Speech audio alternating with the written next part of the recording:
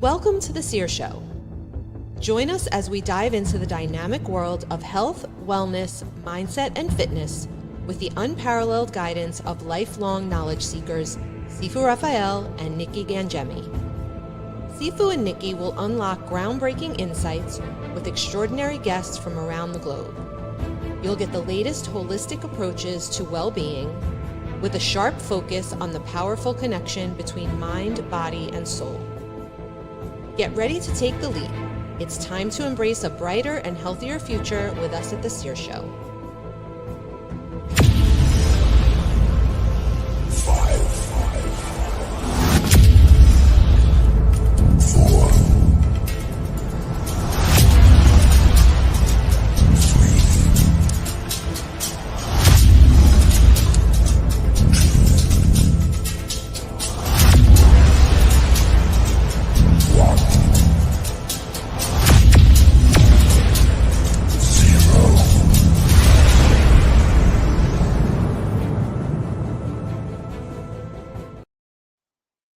Good morning, Nikki. How are you today? Good morning, Sifu. I am excellent on this bright sunny day in New Jersey. How are you? I am exceptional on this beautiful sunny morning in New York, and I'm getting better every day, I promise. Oh, I know you are. You've been teaching me. I'm super excited, Nikki, for our guest, right? Yes. She's coming in all the way from Boston, right? And when we consider we were saying this earlier, we only bring high quality, top level people to our show, and we are so fortunate that we have Sandy with us. Let's go ahead and bring her in. Good morning, Sandy. Good morning. It's sunny and bright here in Boston too, so we're all happy. Yeah, lovely, Very lovely. nice. Well, we're all in the East Coast, if you will, right? Yes. Yeah, the East Coast beauty. The topic, wow, really, really interesting topic. Nikki, you said you were excited about today's topic. Tell us about the topic and why you're excited. Well, I'm excited about the topic that Sandy brought us, and that is the leadership advantage. And something that, it's interesting for me is I only recently started seeing myself as a leader. And that's partly why I find it so interesting. It was maybe a couple of years ago that when I was asked to be the president of the chapter of my networking organization that I'm a part of, and I about fell out of my chair when they asked me to be president. I'm like, me, president? And it was the first time I realized that other people see me as a leader. What if it's time that I start seeing myself as a leader? So for me, the leadership advantage starts really with self-leadership. And so that's, I'll end there. I'd love to hear from Sandy. I would agree with that. Absolutely. It's having the confidence in yourself, and it's not a female thing. It's just a person thing. A lot of times we don't see ourselves as others see us. And once you start to kind of take down that barrier for yourself, you're like, oh, I'm making a difference. So it's not now I'm a leader, like here I am. It's now I'm a leader and I have the opportunity to offer my experiences and my knowledge and share it with somebody else and help them up. So. Yes, I love that. The opportunity to share your knowledge with others. Yeah. I think that's such an important aspect, and for you not to recognize yourself as a leader, meanwhile you've been leading your whole life. That's really interesting because every day we wake up and we make a decision. That's leadership. Do we brush our teeth or we don't brush our teeth? Yeah. What do we eat? What do we do? And so every day, it is a leadership position that we're in, but we sometimes don't recognize it, and we expect someone else to lead us. Meanwhile, we should be leading ourselves, like you said, Nikki. And when you almost fell out of your seat, your leadership style did not let you you held on. So I think did. about the opportunity there, right? Um, Very good. but it is very empowering for oneself when someone else notices your leadership, and it goes to say, hey, you know what, I've been doing this. Yeah. Yeah. They're Yeah. right. Yeah. Right. So that's beautiful. Thank you for sharing that, Nikki. Sure, you're welcome. It took me a minute. And then after they said it, I looked back and I said, wow, well, I led a classroom for 15 years as a teacher. I just didn't see myself in that way. Yeah. Yeah. When I graduated college, I was taking a year off, the notorious year off. I was going to go to medical school, but that never happened. And I went to go work for Marriott, who had been working as a student manager through college. And I went to go work full time for them. And I'm 20, 21, 22 years old, and I'm managing, because I'm not leading at the time. I'm managing, people. And someone saw something in me early on to continue to put me into these management roles. And I'm doing the quote because it's very different from the leader role. And I was always deferring, like, oh, should I do this and should I do that? And it's taken me several years and several businesses to realize the impact that my leadership style has on others. But take a step back, look in the mirror, and say, this is not a lot of people are doing what I'm doing, and that's a good thing. Yeah. It's very interesting, Sandy, when you recognize your own leadership style. I've been in front of a lot of leaders who've taught me how not to lead. Notice that I said they were leaders. Yeah. And they taught me what not to do, because, oh my gosh, how are they Yeah. treating that person that way? Or what are they thinking? They didn't future plan. They didn't consider all the options. Mm-hmm. Because sometimes there is such a thing as emotional leadership. And sometimes that doesn't always serve you. And Right. sometimes it does. So you have to be able to figure out which one is working for you today. And so I have learned so much from observing people. I'm one of those leaders that sometimes sits, yes, I will be in front, I'll be taking over, but then I'll push back and I'll sit back and I'll watch. Mm-hmm. I am very much a people watcher. And then I will see what happens when someone is presented with an opportunity and how they handle it. Yeah, I would agree with that. And I think it's also understanding who it is that you're talking to, and how they're receiving your message. A lot of times we as leaders, and I'll trash Gen Xers, sorry guys, I'm one of them, not very pretty direct and not the nicest people in the world, until they kind of step back and go, oh wait, I probably shouldn't have said it that way. But it's really that self-awareness, and then who are you talking with, and how are they receiving what you're saying? So it's not necessarily your style. Yes, you have to know what your style is, but you've really got to be able to read where other people are coming from, so you can deliver the message in the way that they're going to receive it. Well, that's what makes you a great leader. Yeah. There's not many of them out there. I was just thinking that you're rare. I have a hard time with it sometimes because I'm so direct, and there's like, oops, whoops, but that's the Irish girl from Boston in me. It happens, and I do this for a living. Mm-hmm. It's very interesting because I am like that, and I do not like people who yes me. And the reason is because don't yes me because you're afraid to speak up. Yeah. And one of the things that when I'm leading anyone, I say to them, listen, if I say something that doesn't sound right to you, let me know. I said, because if you don't let me know, I'm not a mind reader. And I don't know how to read minds. I've tried as hard as I can, and I still don't have that gift. So do me a favor, and I am direct a lot of times, and I will say, do you understand and do you agree? Mm-hmm. Because we need to be on the same page, right?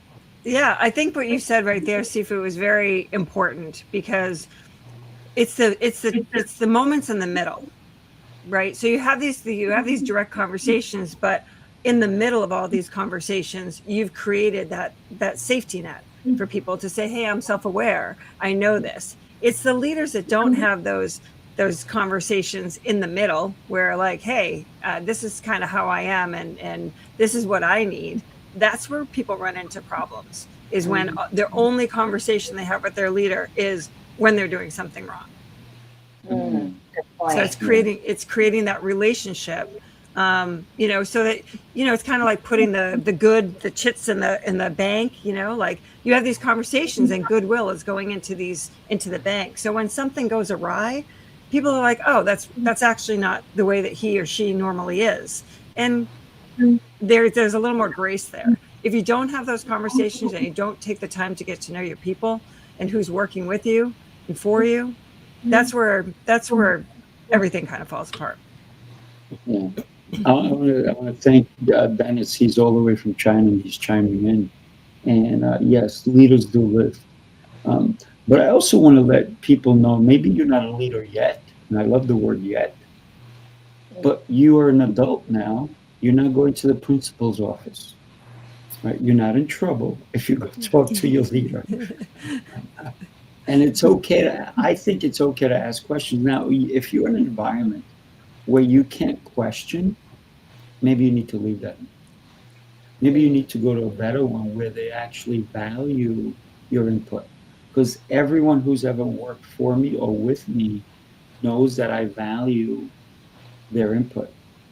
And sometimes they'll say, well, you're not going to listen to me. I'm like, well, you haven't said anything. How can I listen? I said, so let's have a conversation. Oh, but I don't think you're going to do what I'm going to do. Well, you know what? Let's talk about it. Let's figure it out. And you know what? I like this part, that part, this part. Maybe I won't take the whole thing of it, but maybe there's certain things that make a lot of sense. Yeah. And so that's where communication also has to come into as a leader. You have to be able to communicate, like you said, Sandy, and have that open conversation. And it should not be a one-stop shop. It should be, we all work here, right? It's a unity. Good morning, Michael.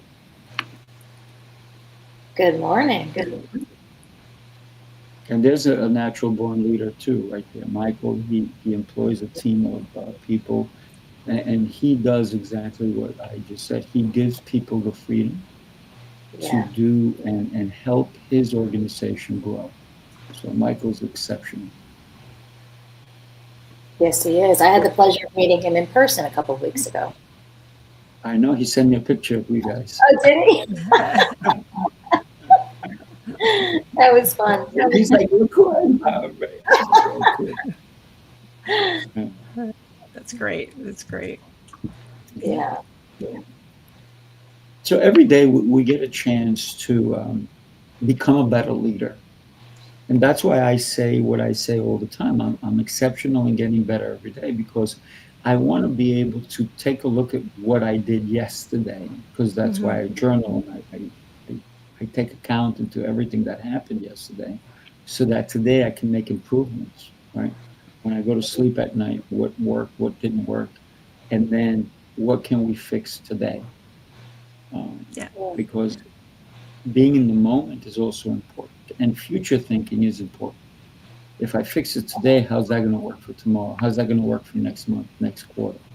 And so all of these things are super important. I absolutely agree with all of that. It's looking at yourself, doing that mirror check in the morning. Or in the afternoon or in the evening, did I present myself in the way that I am proud of? Did I conduct myself in the way that was respectful to others? And what were the moments that maybe I was under stress and didn't present myself in the way? What did I do to correct that? So I think there's a lot of different things that AAR, that after action review that you're talking about, I think it's fairly important to do every single day. And in the morning, what am I grateful for today? Even if it's just the sun coming up, But at the end of the day, everything that we do affects people's families, people's lives. So, when we do a lot of the work that we do with our leaders and our teams and things like that, it's if you've treated someone poorly all day long, they're going to go home and they're probably not going to be in the best mood. So they're even just affected a bedtime for a child, a husband and wife connecting, or whatever the case may be. So I really feel like we really need to, yes, there's a separation between work and family, but there really isn't, because how you're treated all day long is what's going to translate to your home life. Wow, that's a great point. I have a friend of mine who was he was overseas because he was sent there to help fix a company. And he was at the warehouse. And people were like looking like, why is he in the warehouse with us? He's an executive. He's this, he's that. And he would come in, talk to them, ask their names, get to know them. And then it was a routine. Every morning he would walk the warehouse, say good morning to everybody, and then say, and one of the most important things that he did help transform this a bad situation to a good one is he would say, what are your challenges lately? And how can we make it better for you? Yep. And that leadership style advanced everyone from the way they were working to how they saw the company. Mm-hmm. And that alone, that little interaction was phenomenal. And the owners of the company was like, wow, we've made a huge change. Why? What happened? So they started looking into it because they didn't know he was doing this. Yeah. He was just doing it because he felt it was important, because that's who he was as a leader, right? Yeah. He didn't go brag about himself, because great leaders don't brag about themselves. They just do the thing. Yeah. Yeah. Yeah, they do the work, they get the results. And I think that's, the book that I wrote last March, People Profit, is really about that. It's the frontline workers, the people that are actually doing the work. A lot of times they don't have influence in the decisions that are being made. So the executives sitting in their executive offices having this conversation, oh, wouldn't this be great? And suddenly a mandate comes down. Middle managers are like, what? Supervisors are like, what do you mean? And the employees are like, that doesn't make any sense. And so starting with the front line who are actually doing the work, dealing with the customers, and if you do that, if you focus on that group and on all those groups, break down your silos, help them create processes that work for them, your clients and your customers are all going to get great experiences. Then you're going to get the referrals, repeat business, all the things. It doesn't really start at the top. And I hate to say that, but I don't, because it doesn't. It starts from the top, listening to what's going on everywhere else. Yeah. That's the first time I heard that said. I love that. Just, yeah. It's common sense. When you think about it, it's like, oh yeah, that makes sense. These people are doing the work. My husband's an area director for a manufacturing company. He just moved to they manufacture water tanks, and he just moved to a new line. And, he's just like, no one is spending any time with the people doing the work. And so that's all he's been doing. He's just been spending time and like, what's going to make it easier? And they're just, the employees just like, thank you, it's so interesting. It really is fun, but interesting. Yeah.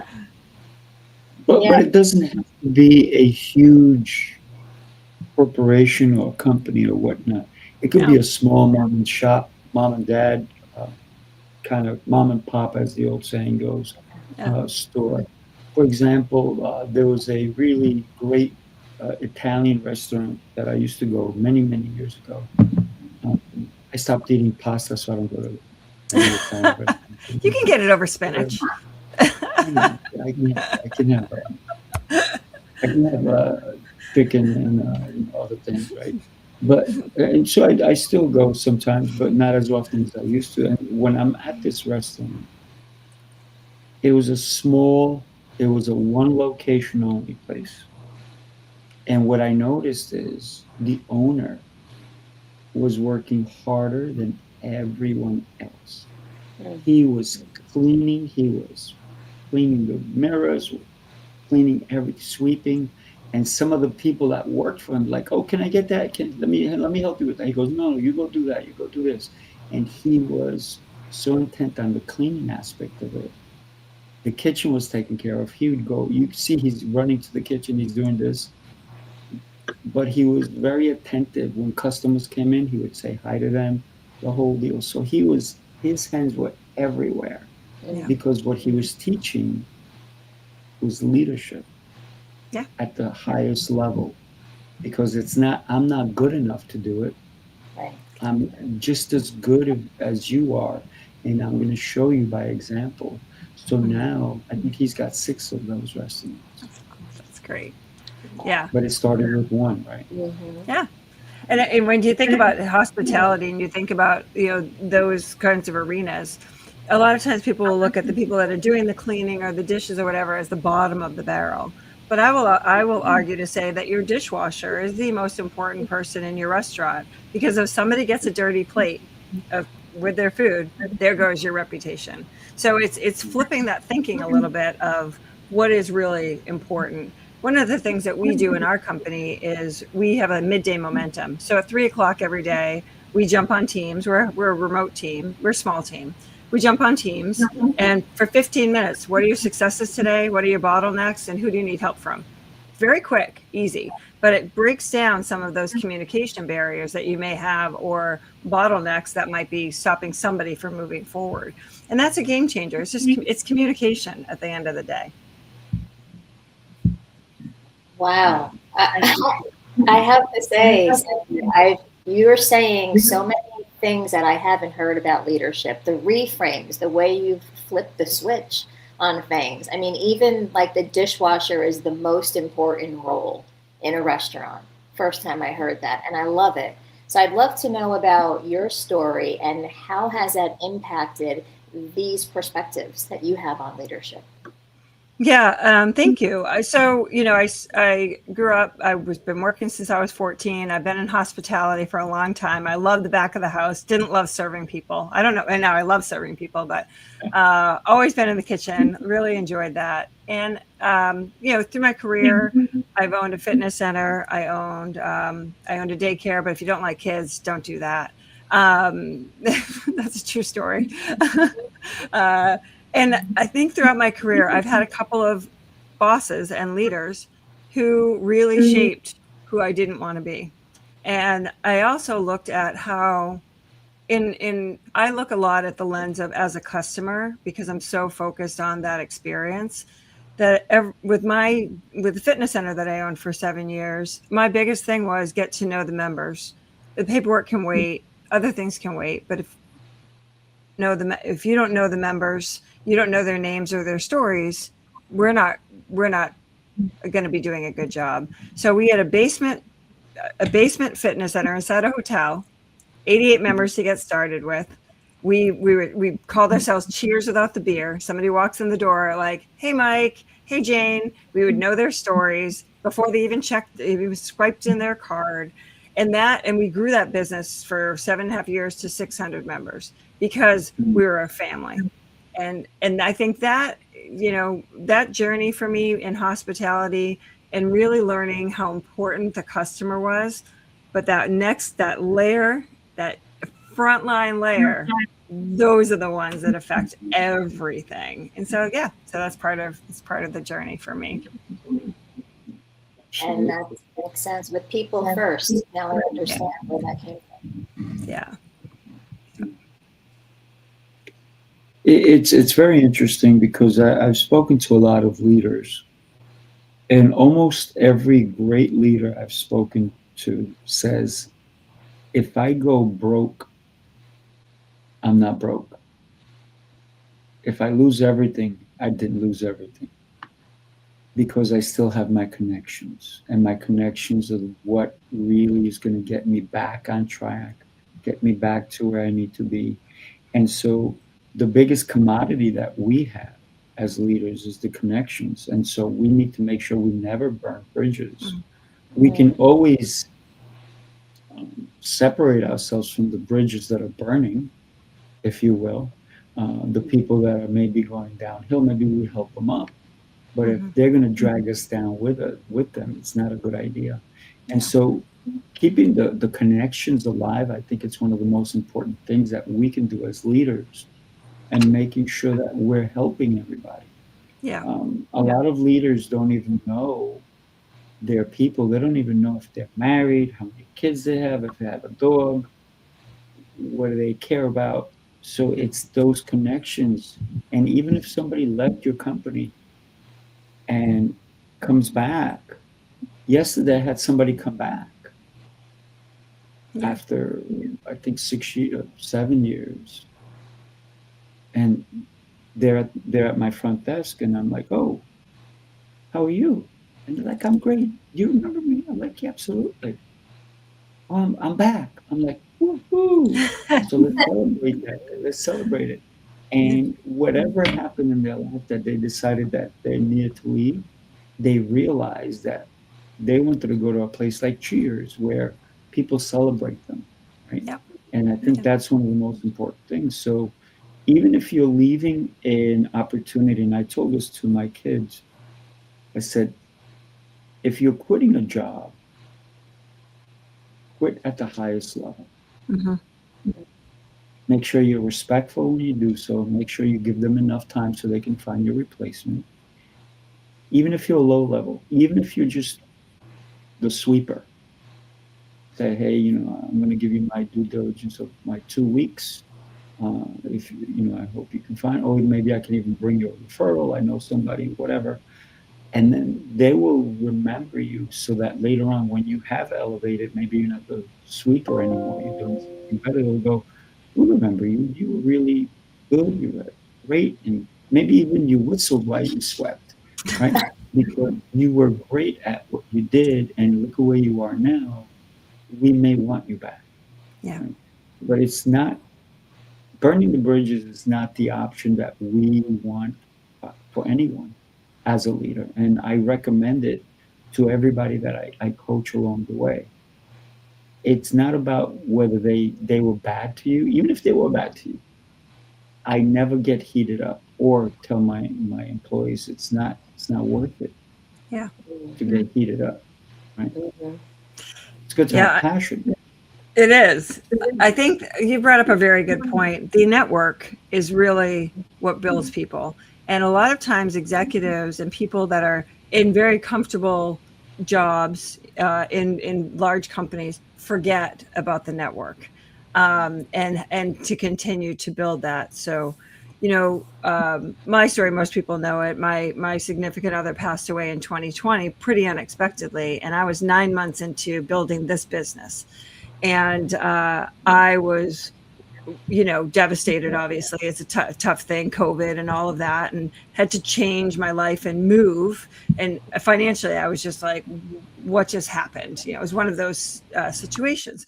And my network and the people that I brought into my world over the years, they were the ones that picked me up and said, you're not going to go down without a fight. And so they were the ones that were just brought me to where I needed to be. So I share that story because, a lot of times we network for business, but if we do it right and we create these really good level 5 relationships, then you just never know what's going to hit. So a lot of times we see executives either going through the mass layoffs and they're laid off from their jobs, or whatever happening, and then they're like, I don't know anybody. So one of the things that I always tell leaders is start connecting with others outside of your company, inside of your company, all over, but start building those relationships, even if you're comfortable, because the world is changing. We're in hyper velocity and you don't know what's going to happen. So start to create those relationships as a leader. Yeah. You made me, Sandy, think of like these flashes of light, and that's how fast we're moving, right? Mm-hmm. And when we think about that, is sometimes one light may be brighter than the others, and maybe we got to follow that for a little Yeah. bit. And then it's not about chasing things, but it's about chasing the right things. Yeah, definitely. Definitely. Yeah. Yeah. Let me share a video with you because we are having an event in September. Take a look. The city never sleeps, and neither do the dreamers who build its pulse. From every corner of the globe they come. Visionaries, creators, leaders, each carrying a spark ready to ignite the world. This is not an event. It's a revolution of rhythm and reason. A symphony of minds. A movement of momentum. Sifu, Rafael, Lancelot, Jose Escobar. Together they set the stage for brilliance. This is the NYC experience. Mastermind, light up the city. They coming from the east, coming from the west. Knowledge on deck, put the truth to the test. Leaders in motion, hearts in sync, dropping wisdom so deep it'll make you think. They bring stories, sweat and flame, different faces, one shared name. Elevation, that's the sound. NYC experience mastermind, where purpose is found. That's always that song always moves me. I love that song. I can't help but move when I hear it. Yeah, there's like a little bebopping going on. Yes. Well, it's not just the song that moves me. It's the idea of all these incredible leaders coming together and to be in a physical space. Mm-hmm. I was just this past weekend, I was in Philadelphia, and we did world record. Everybody that was in the room broke a world record for most authors signing a book. And yes, I was one of them, and it was pretty exciting. And it was quiet while the guy was making the announcement because it was an attempt to break the record. So whether we did or we didn't. So the past record was 126 authors that signed a book at the simultaneous. And he's going, and today, he's taking his time. You know, he knows how to do this, right? Can I tell you, when he said 142, the room erupted. It was chaotic. It was, for an hour and a half, there was dancing going on. It was so much, because everybody felt energized. Everybody felt like they were there, and they created a movement, right? So we didn't just beat it by one. It wasn't 127, it was 142. And actually, it was supposed to be 180 in the room. But you know what happens when you have an event? Not everybody shows up. Yeah. But when the right people are in the room, that's why I'm excited for Atlanta, because when the right people are in the room, magic does happen, for sure. That's awesome. Yeah, it's powerful. Your story, Sifu, made me think of Roger Bannister breaking the 4-minute mile, running a mile in 4 minutes. And after he did that, other people started breaking that record. It's amazing how when someone models what's possible, how other people start to believe. Yeah. And I think if you look at it that from that vantage point, Nikki, if you think about the next generation, our newer leaders coming up, our Gen Zs, the alphas that are coming in, that's really what we're doing as leaders. We're modeling. So we're shaping how people are looking at the workplace and how they're looking at the work experience. And yes, are they asking for and demanding something different than what I grew up in? I grew up and people were yelling at each other and swearing at each other, and it was just the chaos of business back in the day. The next generation isn't looking for that. So I think there's a lot to learn between both generations. And like I said earlier, 2 ears, 1 mouth, listen more than you speak. And, be able to really kind of grab what it is that they're looking for and understand that how you're treating somebody is how they're learning about leadership. Oh, yeah. 2 ears, 1 mouth, and 2 thumbs, because there's a lot of technology nowadays. Okay, you're right. You're right. See, that's a Gen Xer in me. I don't even think about that. I haven't mastered the two thumb thing. I I haven't still either. text like this with my index finger, and my sister goes, "You look crazy. You're moving so fast." I said, "That's just how I know how to do it." Yeah. No, my kids are constantly like, "Mom." I'm like, "Oh, I'll just voice it then." But if you think about the aspects of technology that have really stepped into leadership, right? How we use technology also helps with leadership, because it's become easier to do so many things Mm-hmm. because of technology, right? So now everybody who's stepping into a leadership role has to be well versed in technology too. It can't be like, oh, you know what, I'll let somebody else handle it. And that's okay, fine and dandy when it comes to, listen, I'm not going to go code the website. I could, but I'm saying most technologies, we have people for that, right? And we have people for this and we have people for that. But even if you have people for it, you still have to have an idea and a concept of how the technology works so you can apply it to the right people. Because if you have, and I've heard this a lot, there was a company that had 50, I think 50 people in their technology department when all they needed was 10. And it was because the leadership didn't understand the technology. And when they decided to bring somebody in who did know the technology, they said, we have too much in this area. And this is why we're losing money. And all of a sudden they said, let's refine it.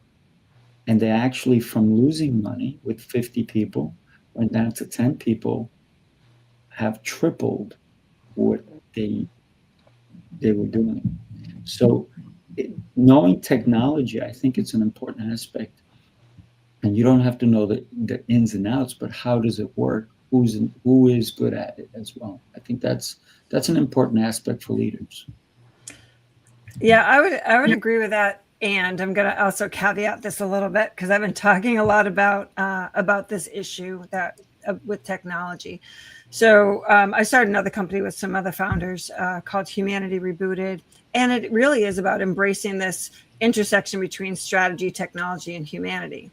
And what I'm hearing leaders say is exactly what you just said. Let's reduce headcount. We can with the technology. And we're going to reduce headcount. We're going to grow our profits. Well, that's all well and good. But when we talk about reducing headcounts, we're actually talking about human beings and their lives and their livelihoods and their mortgages and their shoes putting on their kids' feet, all of that.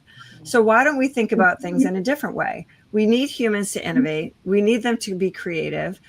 ChatGPT and Claude, they're working on history. They're working on data that's already been here. They can't forward think. They can project and they can formulate, but they really can't innovate, right? So we need our people to innovate, to be creative, and to help, the judgment and the ambiguity and all of that kind of thing. So let's think about re-architecting the roles. We're gonna automate the things that we can, data entry and all the basic stuff. We can augment some of the stuff that ChatGPT and Claude does. But humans have to have oversight, and then we can use humans at their highest and best use, right? So if we can look at technology in that way, because if we put everybody out of work with technology, who's going to buy your product? They're not going to have the money to do it. So let's be thinking about the long-term play here. I wasn't saying to replace people with technology. I was saying that they had a technology area that was not being efficient, right? Yeah. But I believe 1,000%, if you cannot articulate what your role is in the company, then we have to reconsider that. Yeah. Right? Because we want to make sure that if you come to work for me, you need to know what your duties are. You need to know how to step up, and you need to know that I cannot stay here because Sifu's moving, he's going this way, right? Yeah. And if we stay here, he's going to leave us behind. So we want to stay with him. We want to keep, even we want to like throw him around a little bit, right? And I don't mind if my employees come to me and say, you're wrong. I'm like, great. How? But you can't just say I'm wrong. Right. You got to tell me how I'm wrong, and then tell me how can I fix it. Yeah. Because you found my fault. I'm happy. Thank you. I appreciate that. Now, how do I fix my fault? Because you found it. Mm-hmm. Yeah. So I think that moving in the speed of light that we are going now, and it's important to stay current, but also, like you said, forward think, Sandy. And that's one of the things that great leaders are constantly doing. And you're right. Claude and all these other AIs, I think there's like 500 billion AIs now that they're promoting, right? None of them are forward thinkers yet. I'm sure eventually they'll get to that. But they're all going based on history. What was done yesterday? Let's try it again for tomorrow. No, that was yesterday. Right. We need to encapsulate that and use it, but then we need to take it as humans to the next level, right? Yeah. Because let's not forget who wrote the technology for AI. The first AI humans. Yeah. Right? We are AI. Mm-hmm. Yeah, that's a great reframe. And in order for us to continue to forward think, we have to think for ourselves. And I know I could speak for myself and people who I know, who I interact with regularly. We have relied on AI like Claude and ChatGPT to do most of our thinking. And I think that will negatively impact our ability to forward think. Yeah. And I think that's the thing that as a leader, we need to be investing in what people are learning. So the critical thinking skills, the innovation, all that. We need to also not be afraid to bring the technology into our companies. It's not going away. So let's figure out how it's going to work best to give us the best productivity and the best edge. So the companies I talk to that are digging their heads in the sand, and I'm like, you can dig your head in the sand and you're going to end up like Wang. So let's not do that. So let's, right. And that's how old I am when I said Wang. Some people are going to know who that is. But that's it really. It's how are we helping upskill our staff and getting them comfortable with it. Yeah. It's interesting when we think about leadership and we think about learning and development, because great leaders never stop learning. Great leaders and great companies never stop developing. One of the things that companies spend a lot of money on is research and development in order to stay current or stay ahead of the curve, if you will, right? Mm-hmm. And we, maybe even as a solopreneur, so many solopreneurs out there, they're so busy they stop doing the R&D. You need to constantly and effectively do your research and development. And that is what's going to keep you on the cutting edge. Mm-hmm. And we forget that sometimes. Yeah. We don't have the budget. Right? Yeah. I was just going to say that, right? The budget is for executive teams and the leadership teams, but you should put the budget towards the people that are doing the work. So having that L&D. And the other piece of that, our newest motto is, you train dogs, we develop people. So when you talk about training, it's training. Nobody wants to be trained. People want to be developed. They want to learn more. They want to expand their minds, and they want to get better at what they do. So, I think, again, another reframe for people is investing in your people isn't a cost center. And L&D shouldn't be in HR, because HR has its own component.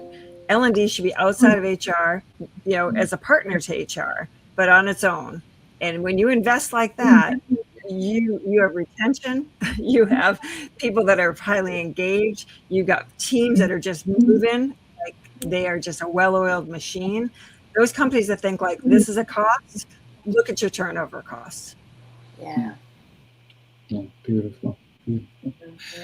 Mhm. Can you believe it's already been time and now it's time to call it a day kind of on the Seer Show. And Sandy, and I know it's Sandra Coker, and your website is going across the bottom. We would love for everybody to connect with you and tell us what they can do once they do connect with you. Just book a call. I'm happy to have any conversation, answer any questions, and just see where people are at. For me, I love making connections and I love building out my network. So whether it's just networking or having questions about the L&D part of your company, feel free to reach out. Yeah, I love it. I love it. Nikki, people want to connect with you, and they're like, how do I connect with Nikki? Well, tell them. You can connect with me by visiting my website, which is my name, nikkigangemi.com. Also on all the different social media handles. And I'd love to have a conversation around quieting the mental mind. Yeah, that's what I hope. That's what I hope. And to themselves and trust themselves as they take themselves. Love it. Love it. Everybody, make sure you connect with these two powerful women. I'm Sifu Rafael. For me, it's really easy. It's my name, Sifu, S-I-F-U, Rafael, RAFAEL.com. And there you can book a strategy call. You can book to go on the show. Or if you want to change your life, you can connect there too. So thank you, ladies. What a pleasure. Incredible.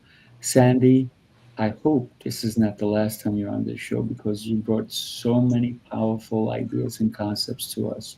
So really grateful to you. Grateful for Nikki to introduce me to you. Nikki, you're amazing. Keep doing what you're doing, girl. Thank you. Thank you so much. Thanks for having me. I really appreciate it. God bless everybody. Have a beautiful day.